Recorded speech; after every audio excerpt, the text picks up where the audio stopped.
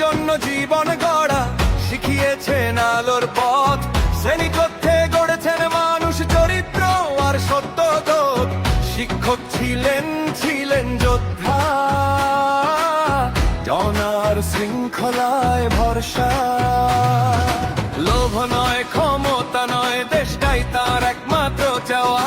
শান্তি, ন্যায় আর দায়িত্বে নতুন পথে এগিয়ে যাওয়া। নতুন বাংলাদেশের ডাক এসেছে আজ, সততার পথে চলার এই সময়কার। জ্ঞান আর আদর্শ, নেতৃত্বের শক্তি, কর্ণের বাতেন জনতার বিশ্বাস শক্তি।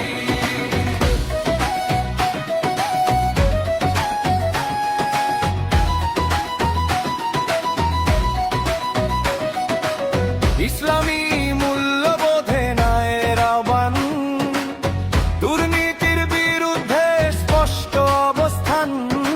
ভয় নয়, হিংসা নয়, আইনের শাসন সবার পরিচয়।